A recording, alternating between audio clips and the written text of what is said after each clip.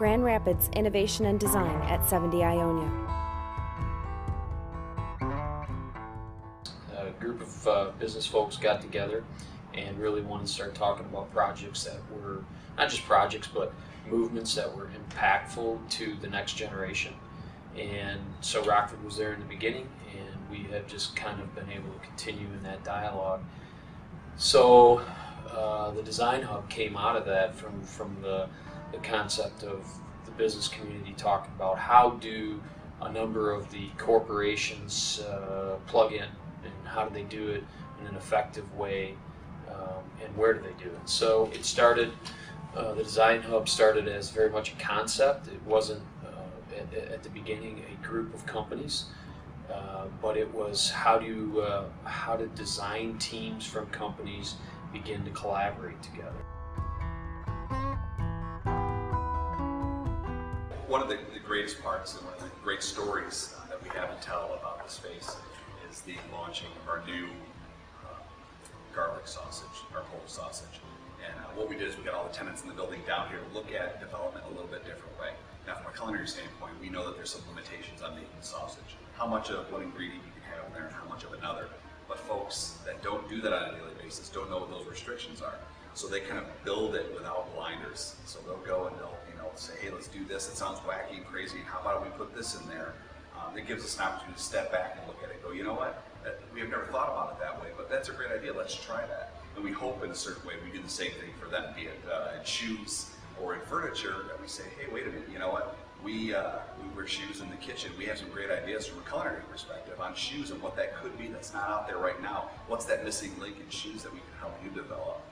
So we hope that the same help they've given us in that aspect, we're able to return to them in some little way. So that's a great idea about this piece with the rest of the tenants in here, is to really have that cross collaboration without barriers, thinking outside the box, without any fear of retribution of saying, we've done that, we've been there, kind of thing. Open-mindedness about new development, creating the future not only for food, but footwear and furniture and what have you. So we're excited about it.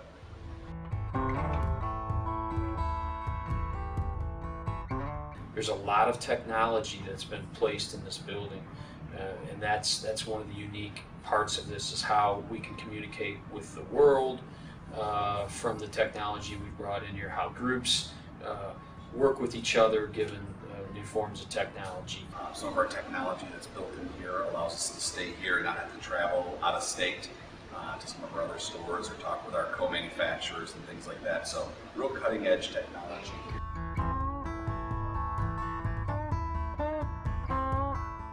Well, there's no doubt that through this change in the economy, everything has to be looked at differently. Nothing is kind of what it once was, and that includes the office environment. So how does one recognize the best, most efficient way to use space? And space is important not only from a standpoint of we don't want too much, but we also want it to produce results. So, how do we as designers, contractors engage with this dialogue, and how do we be part of the process, and if you will, how do we accelerate the inevitable? How do we come to groups with solutions and not just be looked at as somebody who builds traditional space? How people work has changed. I mean, a lot of people are working at home.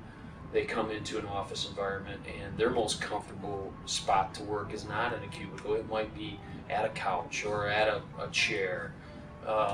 So what is that? How do you orientate that so that's not just kind of something that's cool or trendy, but really how does that truly engage with their experience in the office, and then it also truly benefits the company. So all that kind of stuff is happening here. So this is a bit of a lab of sorts. We're witnessing and experiencing firsthand how that kind of culture relates itself. So I think that helps us bring that to future customers and to future projects.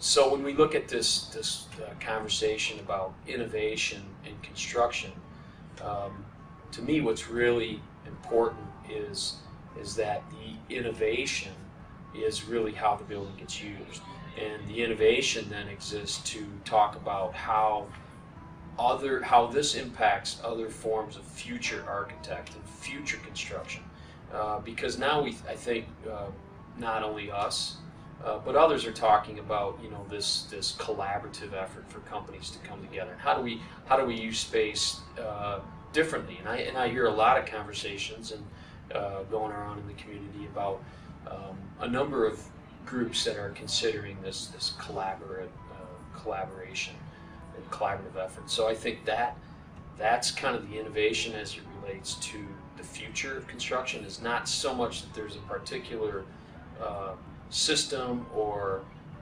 piece of construction here that is over the top innovative, but it's more, I think, the field that it opens up for the rest of the industry to consider something that's quite innovative here.